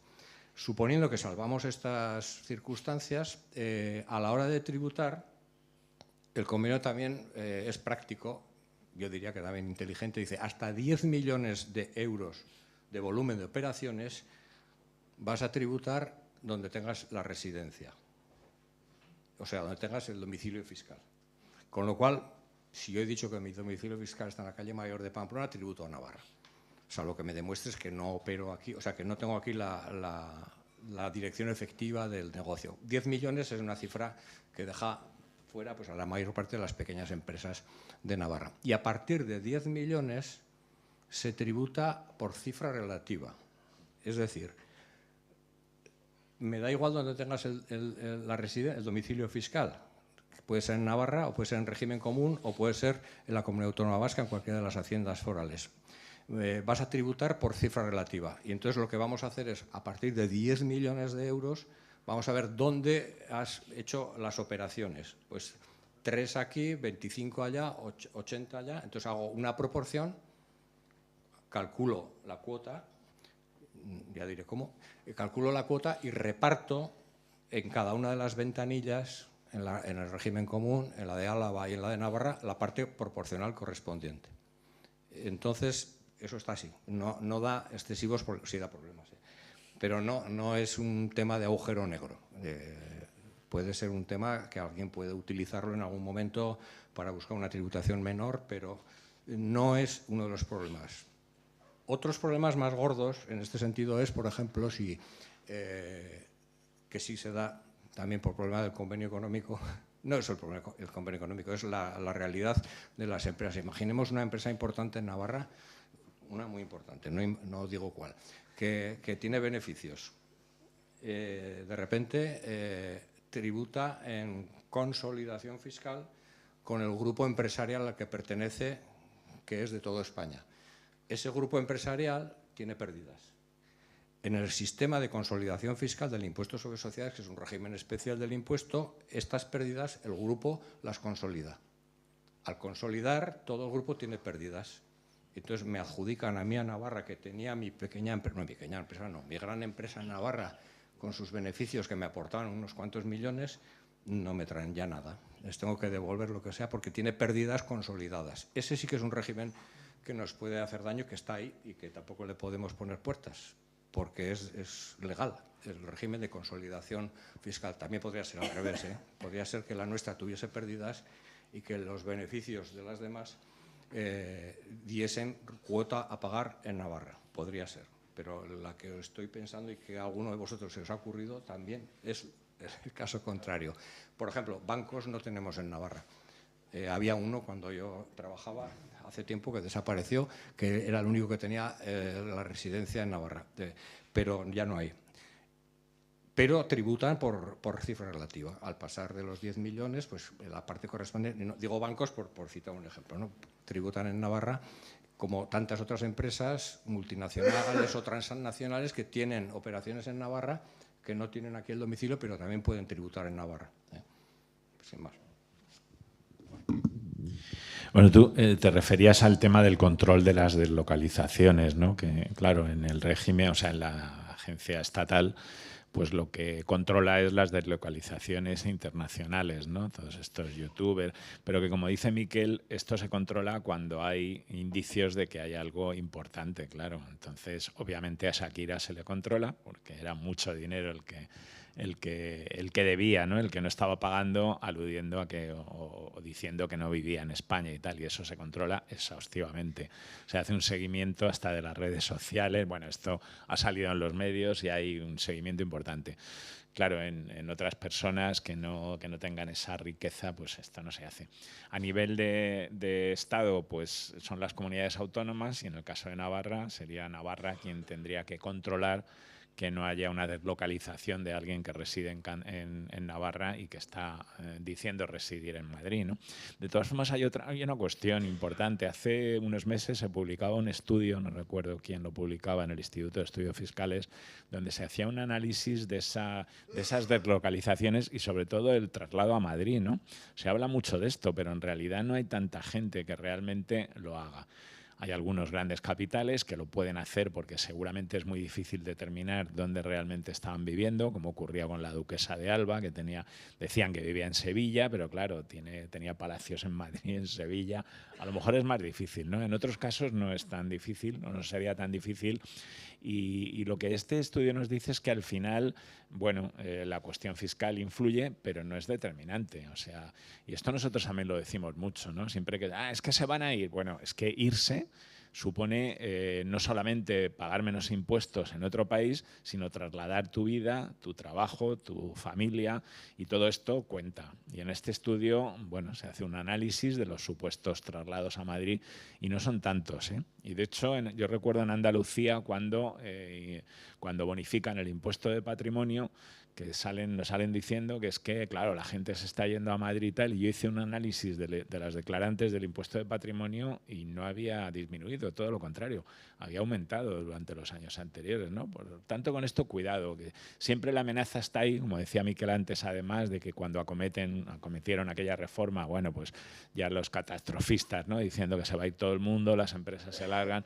Bueno, al final no es tanto, ¿no? Sí que es verdad que hay que controlarlo, pero no es tanto. Esa es la excusa que siempre se mantiene. No podemos gravar a las grandes fortunas porque se irán. Bueno, ya se van, ¿no? Cuando me preguntan sobre esto, ya se van. Efectivamente, según un informe que se publicó hace un par de años sobre los paraísos fiscales a nivel mundial, la distribución, bueno, son estimaciones, ¿no? Pero nos hablaban para España de 140.000 millones de grandes fortunas que estarían en territorios, bueno, en paraísos fiscales. Algunos ya no lo son y ya va fluyendo información, pero otros todavía son opacos y no hay información de ello, ¿no? Un porcentaje importante de nuestras grandes fortunas pues tiene dinero, claro, que tiene activos en paraísos fiscales. Antes hablaba del caso del HSBC en Ginebra y aquella lista en la que aparecía la familia Botín. Bueno, según aquellos cálculos, se estaría hablando de unos 3.000 o 4.000 millones que estaban ahí. Es de suponer que tendrá diversificado su patrimonio en otros. Por lo tanto, las cifras son monumentales, ¿no? Si solamente esa familia tenía 3.000 o 4.000 millones a través de ese banco, pues que no tendrá en otros territorios, ¿no? O sea que esto ya existe, se van, ya se van, ¿no? Entonces, por el hecho de que intentemos que paguen de acuerdo con su capacidad económica, que por cierto es un mandato de la Constitución española, el artículo 31 lo dice muy claro, ¿no? Que todo el mundo tiene que pagar de acuerdo con su capacidad económica, mediante un sistema inspirado en progresividad, igualdad y demás, ¿no?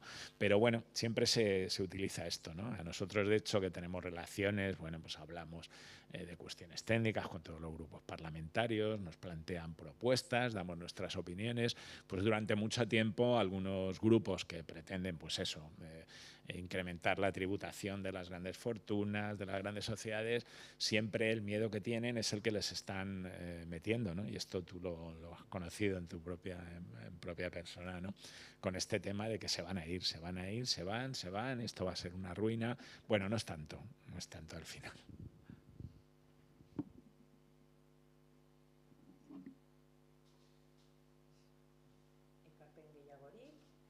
¿Alguna aportación más? Si no, pues yo creo que ha sido un placer. Eskerrik asko, Mikel. Eskerrik asko, Carlos. Que menos que un fuerte aplauso para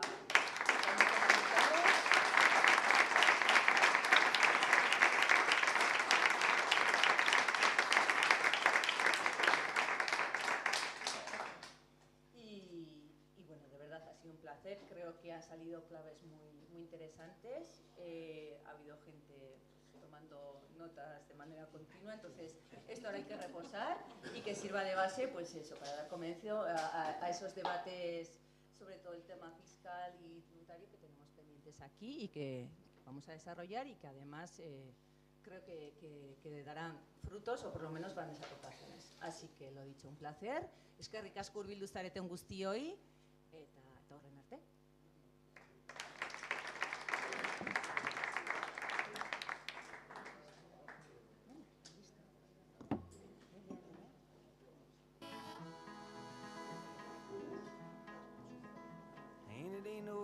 use in turning on your light, babe. The light I never knowed. And it ain't no use in turning on your light, babe. I'm on